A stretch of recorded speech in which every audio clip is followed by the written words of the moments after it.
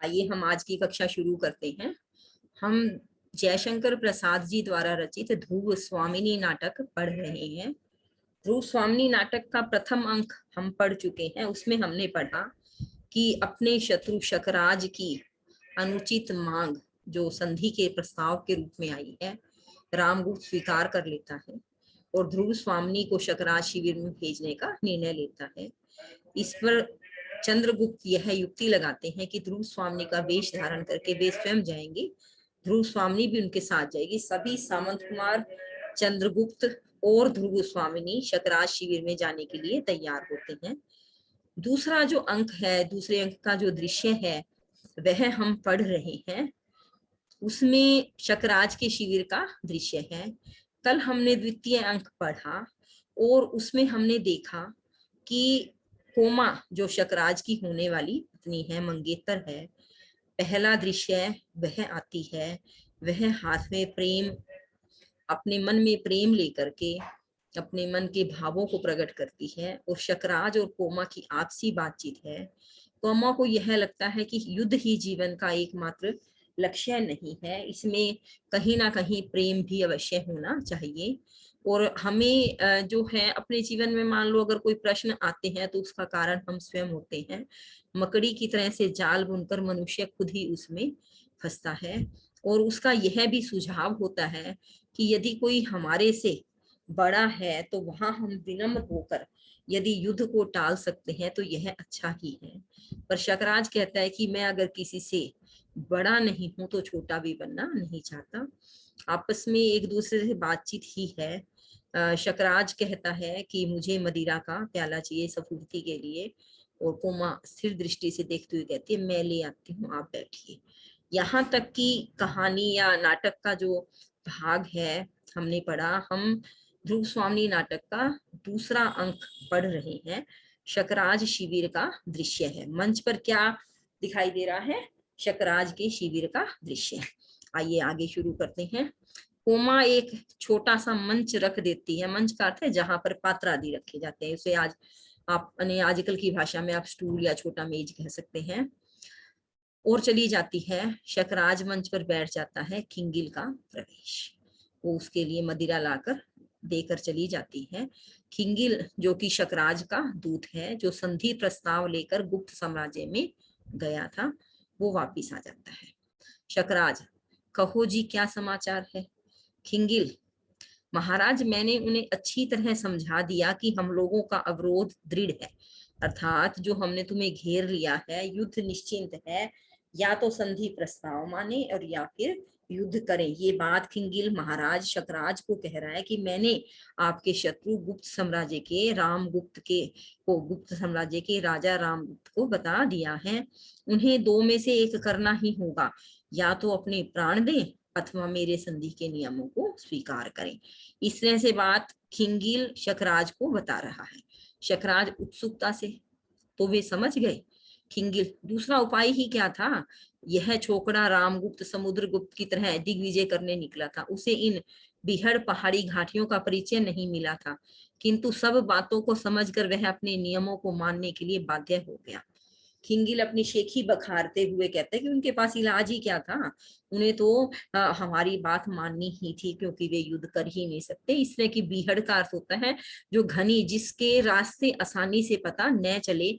ऐसी पहाड़ी घाटियां और रस्तों का किसी को पता क्या चलेगा।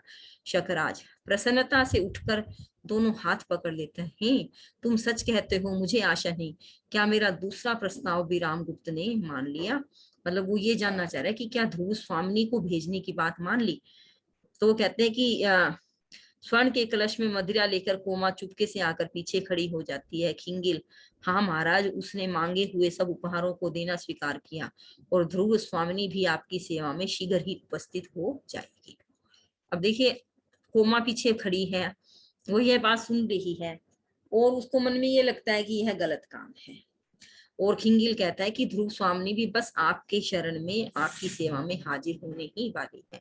कोमा चौंक उठती है। शकराज प्रसन्नता से खिंगिल के हाथों को झकोरने लगता है, झकझोरने लगता है। उसे लगता है कि अब मेरी जो इच्छा थी वह पूर्ण होने वाली है। शकराज, खिंगिल, तुमने कितना सुंदर समाचार सुनाया। आज देव पुत्रों की स्वर्गीय आत्माएं प्रसन्न होंगी। उनकी पराजयों का यह प्रतिशोध है। हम लोग गुप्तों की दृष्टि में जंगली, बर्बर और असभ्य हैं, तो फिर मेरी प्रतिहिंसा ही बर्बरता के भी अनुकूल होगी। हाँ, मैंने अपने शूर सामंतों के लिए भी स्त्रियां मांगी थी। व्याख्या के लिए मोस्ट इंपोर्टेंट पंक्तियां हैं बेटा कि तुमने बहुत अच्छा समाचार सुनाया। देव पुत्रों की अर्थ क्या है बेटा? स्वर्गीय आत्माएं, कि जो हमारे पूर्वज हैं, जो हमारे पितर हैं, उनकी आत्माएं बहुत प्रसन्न होंगी, क्योंकि उनकी बहुत बार पराजय हुई है। क्योंकि कहाँ एक गुप्त इतना बड़ा साम्राज्य, कहाँ हम जंगल के थोड़े से प्राणी। तो क्या कहना चाहते हैं कि उन हमारा प्रतिशोध है कि वो बार बार पराजित होते रहे। जो हमारे पूर्वज थे, जो हमारे बड़े हैं, उनके लिए उनकी हार जितनी भी हुई है उसका प्रतिशोध है। गुप्त लोगों की नजरों में हम क्या थे? बड़े जंगली, बर्बर, असभ्य टाइप के लोग थे।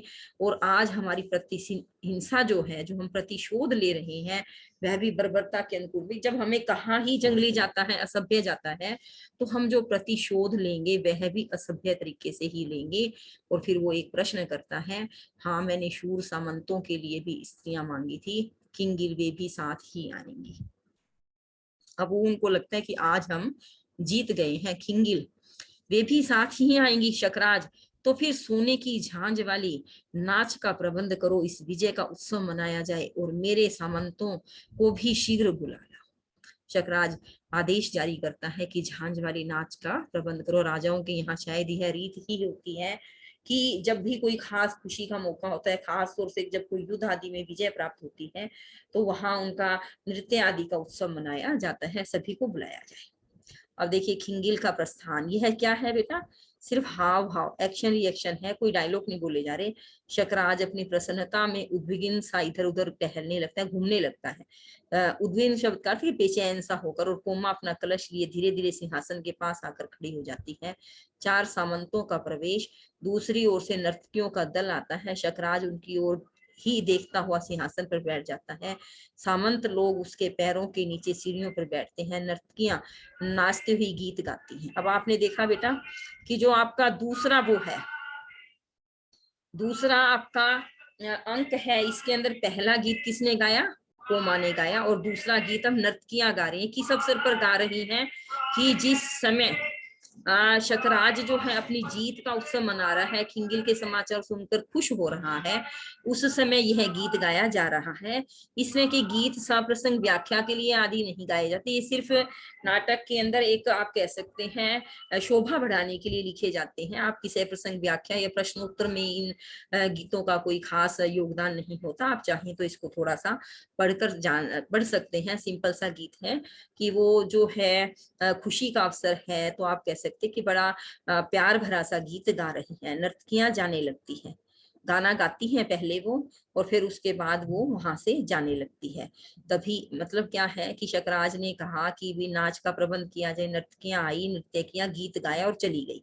उसके बाद क्या होता है? एक सामंत आता है। श्रीमान, इतनी बड़ी विजय के अवसर पर इस सूखे उत्सव से संतोष नहीं होता, जबकि कलश सामने भरा हुआ। खाली नाच से हमारा मन नहीं भरेगा, हमें मदिरा भी चाहिए। कलश सामने रखा है तो कुछ और अच्छा होना चाहिए। शकराज, ठीक है, इन लोगों को केवल कहकर ही नहीं, प्यालियां भरकर भी देनी चाहिए।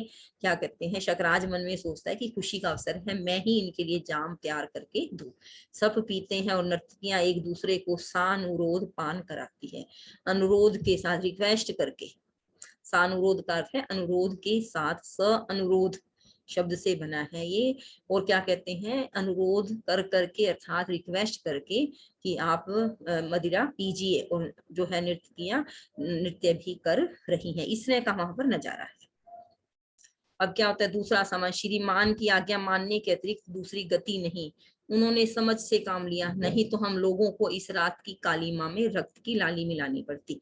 सब नशे में हैं, आपस में एक दूसरे की खिंचाई कर रहे हैं, बात करते हैं। अच्छा हो गया उन्होंने मान लिया, अगर युद्ध होता तो हमें भी लड़ना पड़ता, अर्थात रात की कालीमा, काली रात में रक्त की लाली अर्थात खून बहाना पड़ता। तीसरा संबंध, क्यों बकबक करते हो? चुपचाप इस बिना परिश्रम की विजय का आनंद लो। लड़ना पड़ता तो सारी हेकड़ी भूल जाते। हेकड़ी भूलना क्या है बेटा?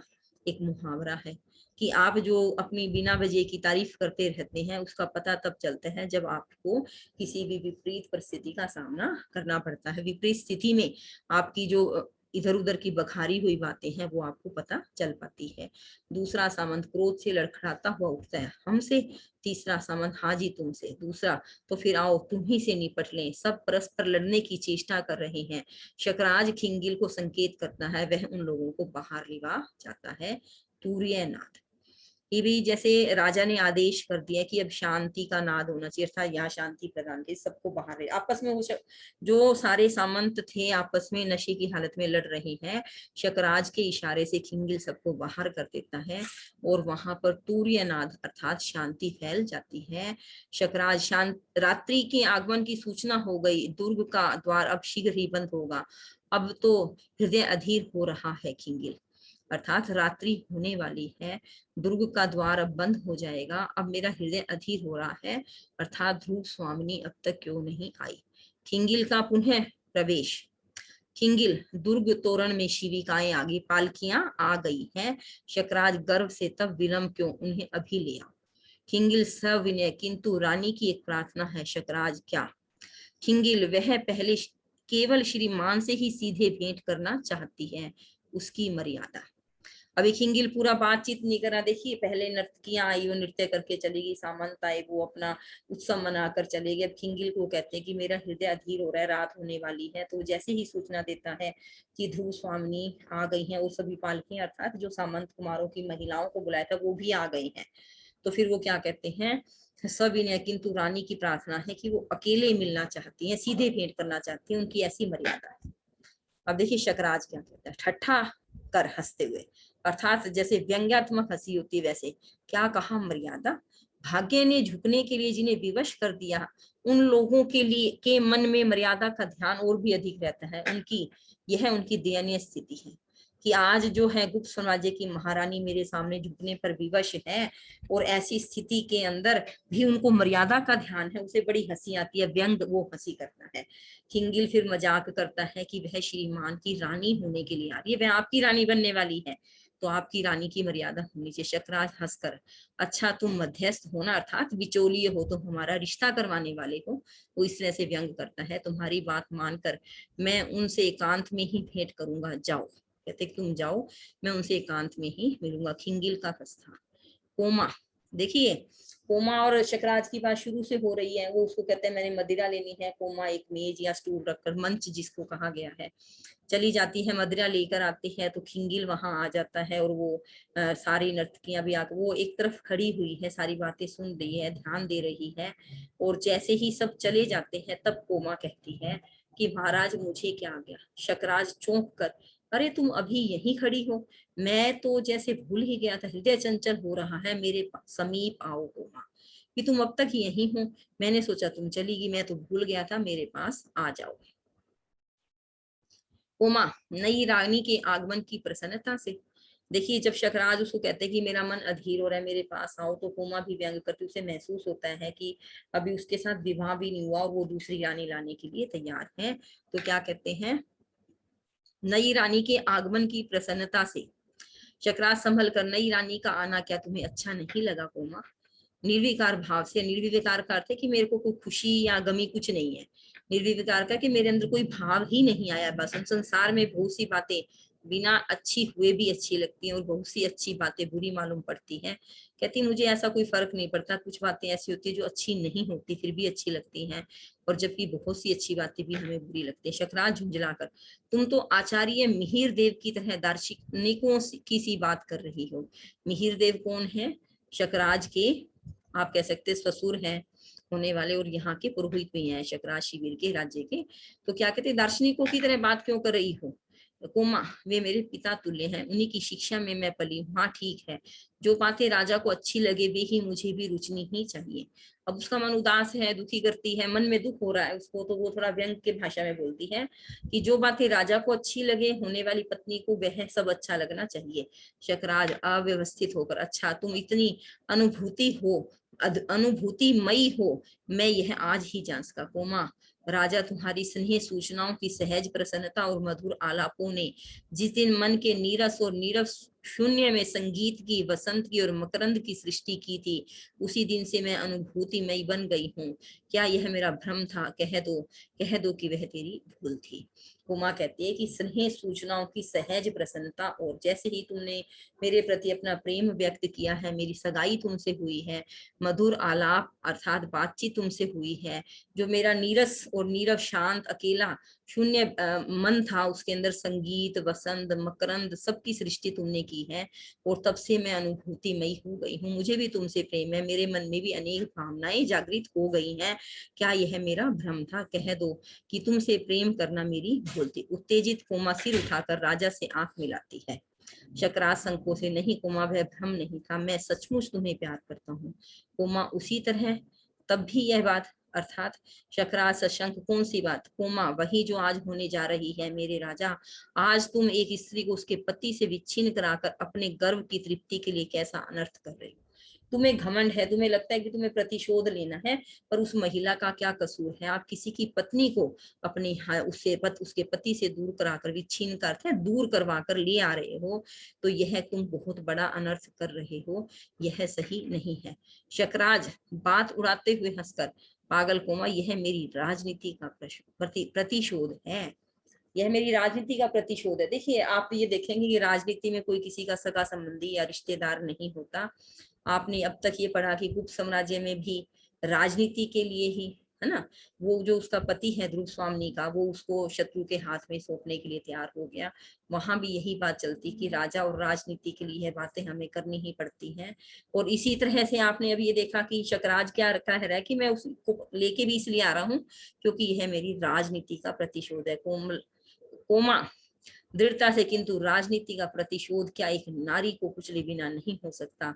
शकराज, जो विषय न समझ में आए उस पर विवाद न करो। कोमा खिन्न होकर, मैं क्यों न करूं? ठहर कर, किंतु नहीं, मुझे विवाद करने का अधिकार नहीं, यह मैं समझ गई। वह दुखी होकर जाना चाहती है कि दूसरी ओर से मिहिर देव का प्रवेश। आज आपने देखा कि सिर्फ कोमा और शकराज की बातचीत है, वो बहस कर रही है।